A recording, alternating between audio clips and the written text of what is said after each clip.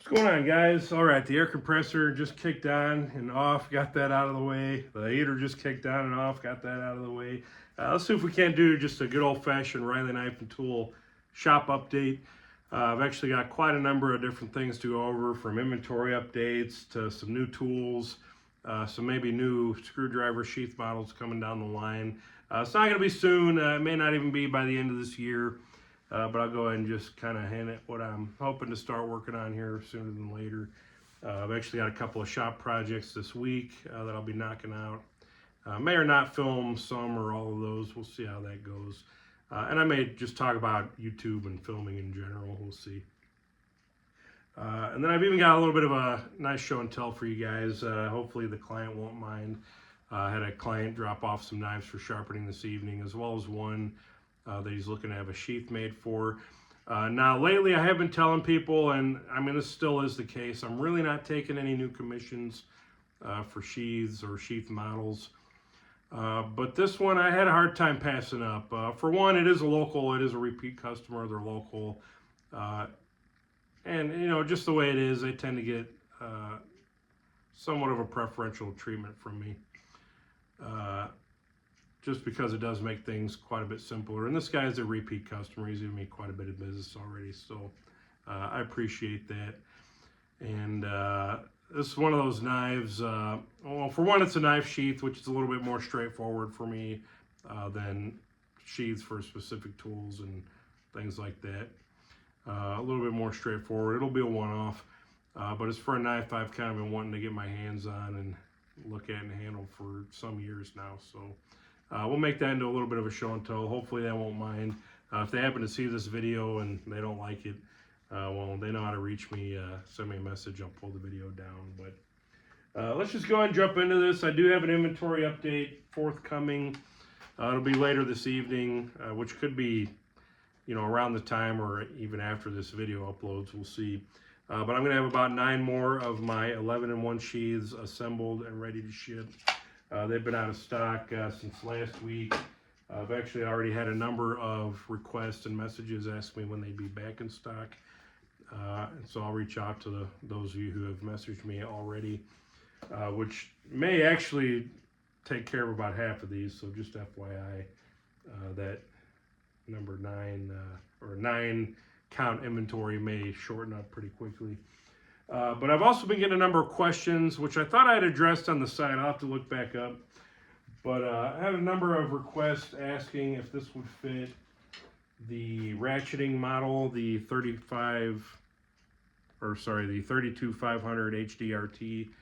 This is the ratcheting version of the 11-in-1. This is what I originally designed this sheath for, you know, the Impact 11-in-1. Also works for a number of other makes and models.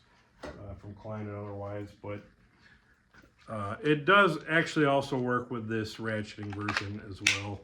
As you can see, I do typically mention it is just a little bit tighter, just due to the geometry at the end of this handle is just a little bit longer and wider. You know, the diameter actually is about the same, I believe, so it still actually fits in quite nicely and very securely.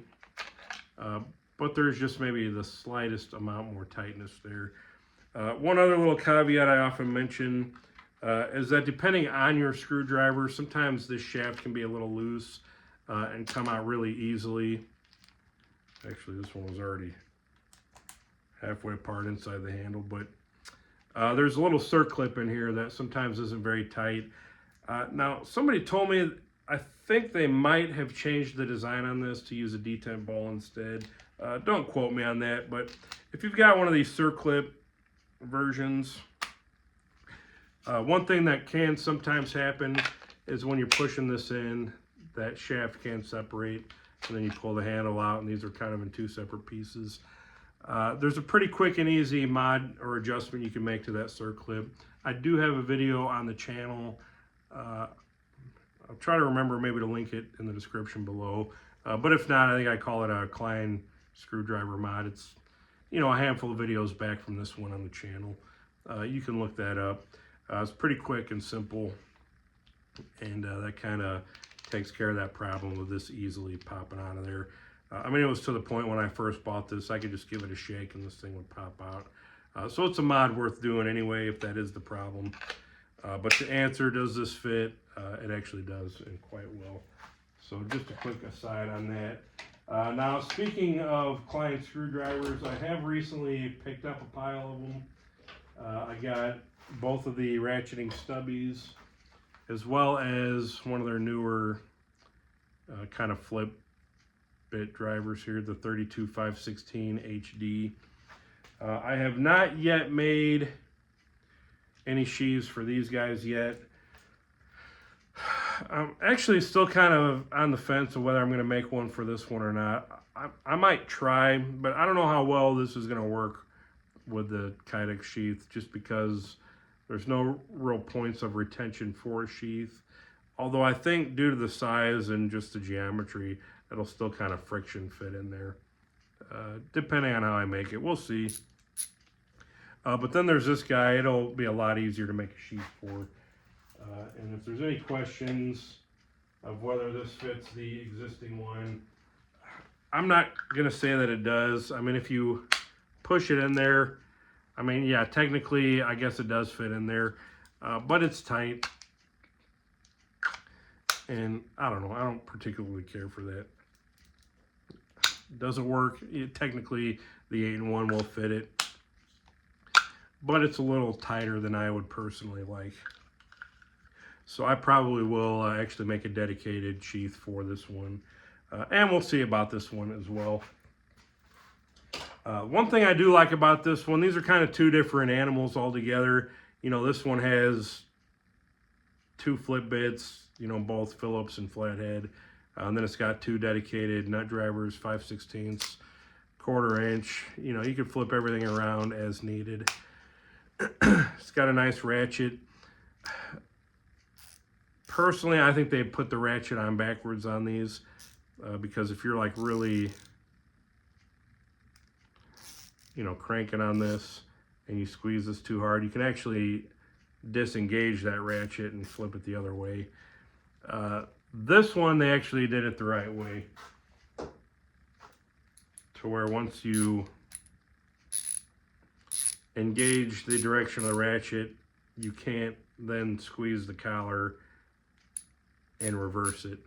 So, you know, I don't know why they do it that way. There's actually a number of screwdriver companies that make different ratcheting screwdrivers, I've noticed, where one's backwards from another one by the same maker. I really don't understand that. So I actually like the ratchet on this one a little bit better as far as how they set it up. But this is still a nice little ratchet too, maybe a little bit smoother. So I don't know. Actually, now I'm curious. Is this how this one is? Yeah, so this one's pretty much the same as this one. In my opinion, it's backwards, but, you know, take that for what you paid for it, I guess. But, you know, those will be coming down the line. I don't know if I'll be able to get them by the end of this year, but they are probably the next couple of screwdriver sheath models I want to start working on. Now, as far as this one, I'm not going to be making a dedicated sheath for it, but I did want to mention that if you do need a sheath for this guy, my 7-in-1 sheath does fit it, although it's going to wobble just a little bit in the default setup. You know, it's not the biggest deal in the world, but it does fit it nice and securely. Of course, with this one, you also get the additional, you know, 16-in-1s, you know, handle bits, and then you get, if you remove this shaft, you can pull this out, turn it into a little nut driver. You know, it still fits like that, although it's going to wobble around. But what's also nice is if you have the 1/4 inch pass-through set, this is actually made to fit in there as well, this little extension. And that by itself will actually fit in there in the 7-in-1 sheath. And let's see if it'll work. This is the 1/4 inch bit adapter. You know, it fits in there as well. Although, is this one of those?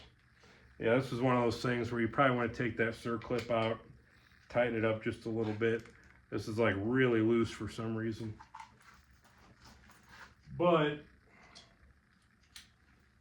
you know, if you want to set one of these up with a extension and a bit, you know, it works fine with that. Try to see what kind of socket size I can go up to.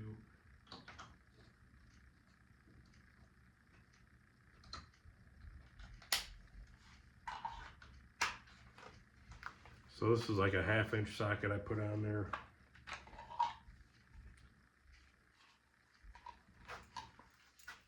Looks like it actually stuck in there. Although I think this sheath was a little tighter than it normally would be. So this will work for some of the, I don't think it's going to work for all the sockets. You know, here's a 9/16. Might be a little tight. But up to the 1/2 it should work.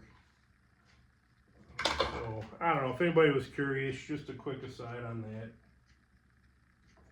is that the 7-in-1 Klein screwdriver sheath that I make can be used, you know, with some various setups on this 32 5/16 HD. So I just figured I'd mention that. I mean, you can get creative with it.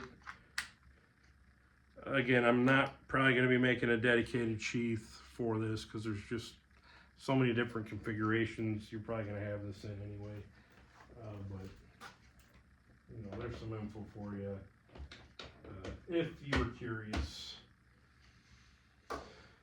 Other than that, I am going to be working on a new sharpening platen. You know, I'm already cutting some pieces here in the shop.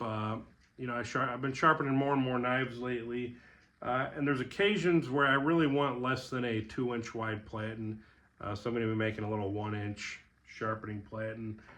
I'm getting some Robex, which is like a pyroceramic glass that I normally use for my platen liners. It's very smooth, very high temperature resistant glass. Works great on belt grinders, belt sanders. Very low friction, but it stays flat and true. And so I've actually ordered some pieces as well as a wet tile saw. So I'm going to cut my own custom little platen liner for this guy. I'm going to make some brackets for it and kind of center it up on my existing 2x72 belt grinder. Then what I'll be able to do is split the belts down the middle, make 2 1-inch by 72-inch belts. And then just have a little bit more versatile of a sharpening system, you know, that's a little more narrow. And then I could do some things on. I actually had a Tom Brown tracker style knife here, if anybody knows what that is. I don't know if I got anything to draw on or how well I'll be able to draw it.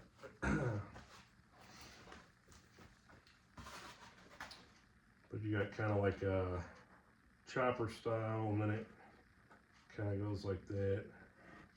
And then you got kind of your handle. This is like a really bad diagram. But this is kind of like the tracker style, and then it has like a flat or a straight kind of recess in there, and then this is more like your more bellied chopper style. Well, problem is this part here is just a little narrower than 2 inches, at least on the model that I had.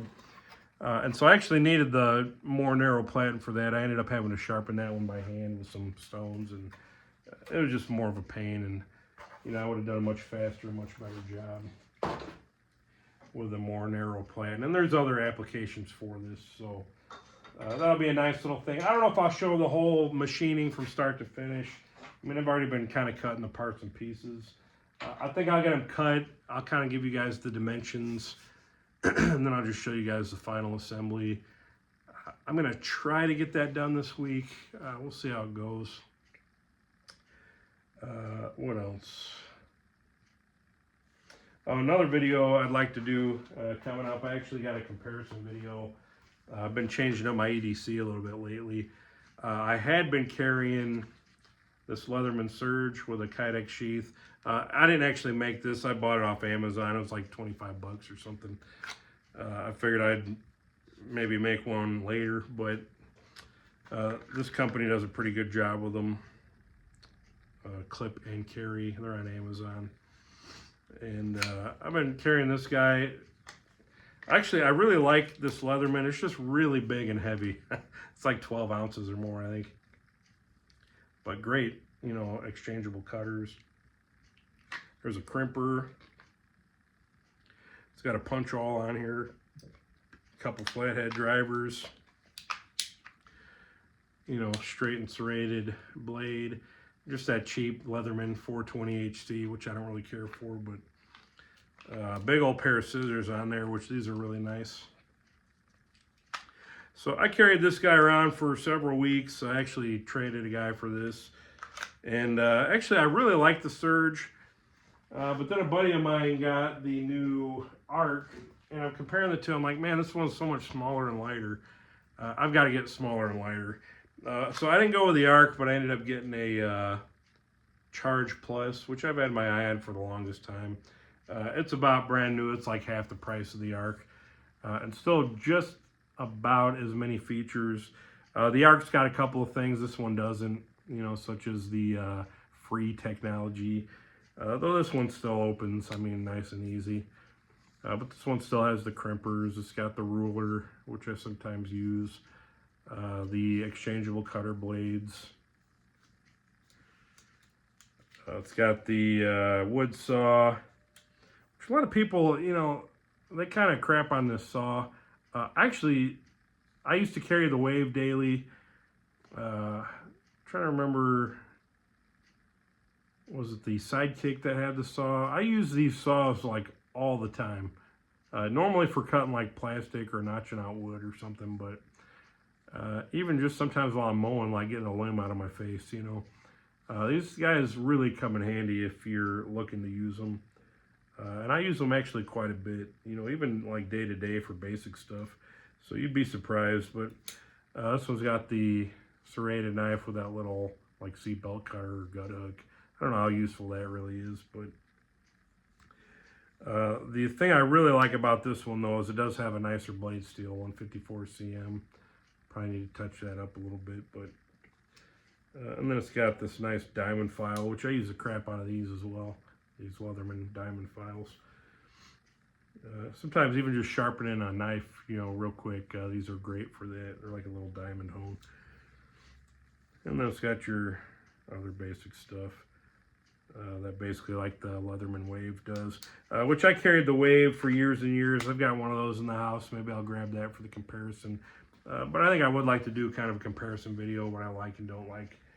At least specifically about these two setups. You know, you can see just right off the bat the size difference. And there's quite a bit of weight difference as well. So I've actually really been enjoying this. And I may go back to the Surge too. Maybe I'll go back and forth. Will I ever get one of the Arcs? Man, I don't know. I really like that Arc ever since it first came out. I actually tried to get on the first buy of the prototype that they had. It was like the white Cerakote.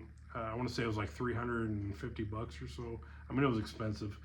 Well, of course, Leatherman's site was in no way geared up to handle the influx of orders. I mean, I got on there like the second it went live, put one in my cart, tried to check out. The whole site crashed. I couldn't get one. Not that I would have kept it. I would have probably sold it, but I still do really like that Arc. I like the features, the tools. A couple ways I think they can improve it. I don't know. Maybe I'll wait till they do like a updated Arc, but I don't know. I might get one. We'll see. 230 bucks, kind of a lot of money, especially when I already have, you know, half a dozen other Leatherman laying around here.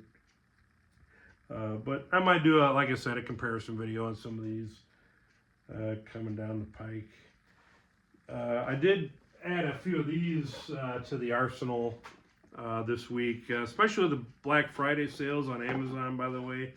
Normally for a 6-pack of these, they're about $80 to $90, especially go through like Uline or somewhere. I got 6 of these for $40. I actually bought 2 sets, so 80. I got twice as many. Then I got some of these divider inserts that, while they're not like 100%, perfect, for larger parts organization, you can stick in there. And I got two. I think these are like 11 by 12. So basically now I got two 11 by 6 compartments, which normally I have the like single versions of these. I've got those all over the shop here. These Acro bins or Acro Mills bins. Just really handy. What's nice is you can stack them too. You can put the dividers in them. And they make other like configurations and different dividable ones. They last forever. In fact, they throw these out at the hospital all the time. I should probably try to snag them more often than not. But yeah, they're relatively inexpensive for what they are. Great way for organizing parts, inventory, that sort of thing. So I picked up a few of those. I'm trying to think what else. I got a new wet tile saw coming for that blade liner. Maybe I'll do a video on that. And where are we at? 21 minutes. Let's go ahead and wrap this up. I'll give you guys a little bit of show and tell on some pretty cool knives I got in for sharpening.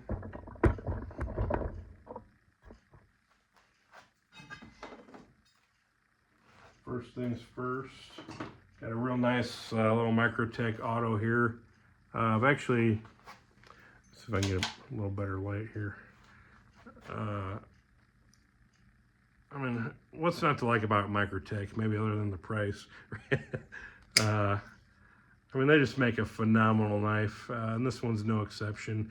I've always wanted one of their SOCOM Delta knives, and I think they've got even an auto version of it. That I'd really like. That's like, millionaire money. If I ever win the lottery, that'll probably be one of the first purchases I ever make, is one of those Microtech SOCOM Deltas, or the autos. But yeah, this is just a really nice one. Man, this guy might start costing me some money. I might have to pick one of these up. This is actually an Elmax steel, underwater demolition team. This is made October 2016, USA made. They use those weird, like, proprietary screws, but still just like a bare bones, get her done little auto. Nice snap to it. Man, what a great little knife. So that one's in the pile. This is, what is this? Is this the Manix Spyderco? This one's in 110V. Not the easiest steel to sharpen if you don't have the right setup, but I should be able to get that restored nicely for them. It's got that kind of their Axis. I always thought it was kind of a rip-off of the Axis lock. They call it something else, but I mean, it works. Maybe a slightly better design in some regards too, I don't know. But I like that purple handle. I don't know how well that's really showing up. I don't know. So Spyderco, they're kind of like a love or hate. I've always loved them. I used to carry Spydercos all the time. Then I got away from it. I might still pick up a paramilitary or something one of these days. Here's an interesting one. This isn't the right sheath for it, he told me, but he got this out of a collection. Kind of an older, looked like it said Germany. Something YRCO. I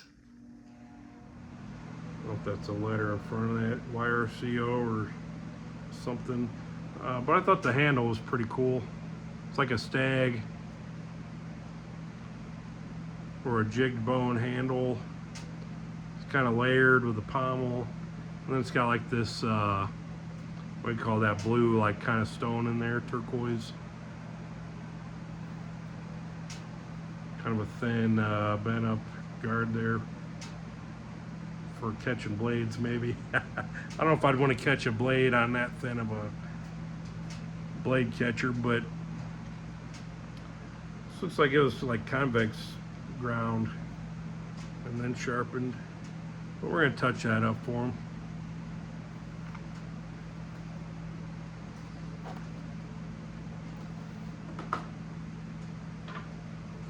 Here's an old case. This is the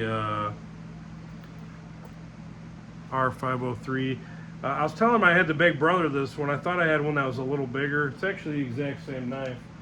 So here's mine, and I have no idea where I got this. I think maybe my father-in-law gave it to me.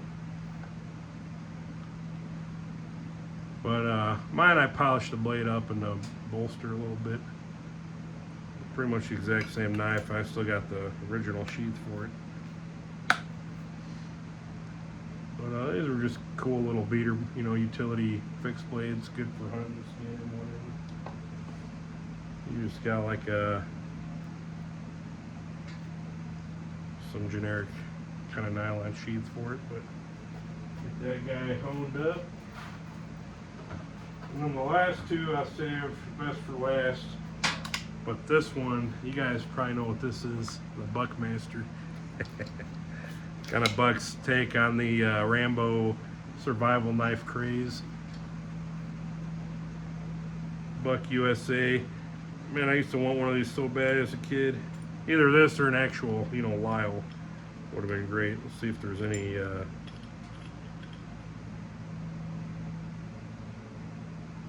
no survival kit. Or sometimes there were the little like grappling spikes or like anchor spikes or whatever. They'd go on here that would fit into that handle. I actually have a knockoff of this somewhere. I don't know if I have it here at this house. I'm sure I do, like under my stairs. I had a knockoff version of this. I bought it at a flea market for probably like $25. It came with a crappy sheath, you know, not nearly as good as this Buck. You know, this Buck had the molded plastic sheath. Little, I don't know if that's for a compass or I don't know if any stone you'd fit in there. But I don't know, just a cool old knife you can't really find anymore. And then lastly, here's the Piece de Resistance. Man, this is going to make me want to make some big choppers. Bussy, Swamp Rat, from allegedly from their custom shop. Let me see if I can get some better lighting on this guy. Maybe back to where I was.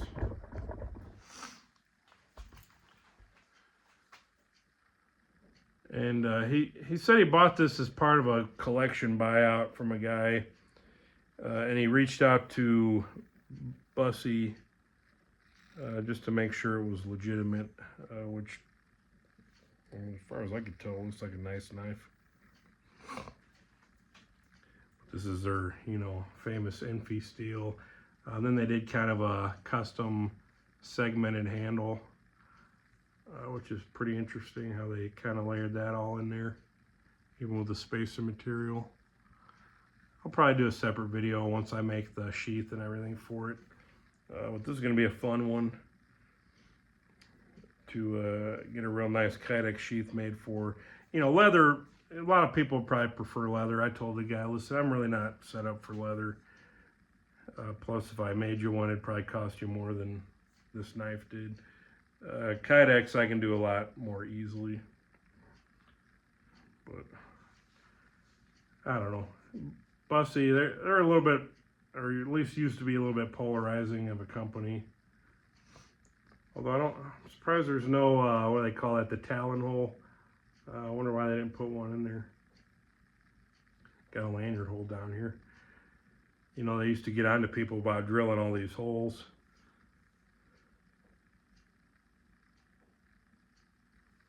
Just looking at how this is machined a little bit. Kind of makes me want to make something similar to this. Though, you know, Bussy probably hit me with a cease and desist. Looks like a really nice knife though. No hot spots, comfortable in the hand. Nice big hand filler. I mean, you chop down a tree with this bad boy. So I think I'll enjoy making the sheath for this, but man, it kind of makes me want to get back into making some bigger fixed blades like I used to. This guy's got to be maybe not quite a 1/4 inch thick. Hope I got my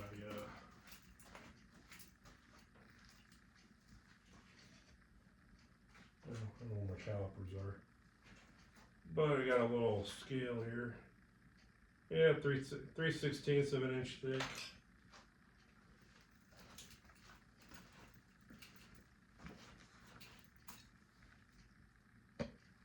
Like how they did that little groove there.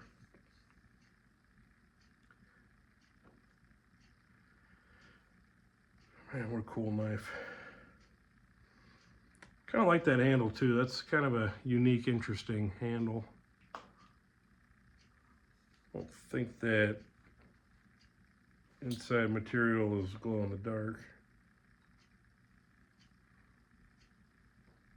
No, it's not. It's just a green, like epoxy fill or something. But yeah, I'll be making a sheath for that. Maybe I'll film the process. I don't know. But one way or the other, I'll at least film the end result. Actually made a pretty nice little cardboard sheath. It almost like locks right in there too.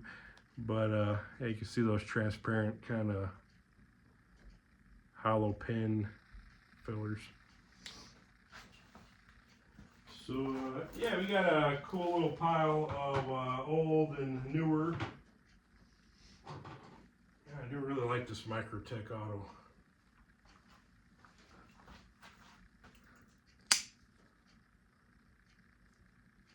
I just like Microtechs in general. I've never owned one. They've always been a little bit rich for my blood. You know, they're out the fronts. They're like the industry standard for the OTFs. But a lot of their side opening knives too are really nice. Who's that? Anthony Marifione. Dude can definitely design some knives. But you know, he gets every penny for them too. So I don't know, maybe one day if I ever won the lottery that I never play, you know, I'll get a couple of those, or you know, if I figure out some way to become independently wealthy, those will be on the top of the want list. But at any rate, that's going to be it for the shop update. I didn't quite think I was going to go for 33 minutes, but there's actually quite a bit to go over. You know, I'll try to maybe do a few more of these in the future, little show and tells and just information updates. I don't know, we'll see how many views or what interaction this one gets. I know some people like the longer form stuff, some people not so much. Maybe we'll try to divide the next one or two into, you know, slightly shorter segments and see how that goes. But hopefully you saw at least one or two little things that may have piqued your interest in this. You know, at least you see some of the things coming down the line, different projects, maybe some different sheath designs. Mentioned obviously, you know, some existing sheaths that work with some newer stuff, so that may have piqued some interest. But you know, as always, you guys have any questions, comments, criticisms, concerns, reach out to me, comments below. RileyKnifeandTool@gmail.com is another good way to get a hold of me. My, you know, direct messages on my social medias, Instagram, you know, TikTok, whatever, Facebook. Get a hold of me there, and I'll try to tell you what you want to know. So that's it, guys. Let's keep this rounded off at a nice 35 minutes. If anybody made it this far, thank you. As always, I appreciate you guys watching. You know, plenty coming ahead here, you know, down the line. So definitely stay tuned. As always, I'll see you guys on the next one.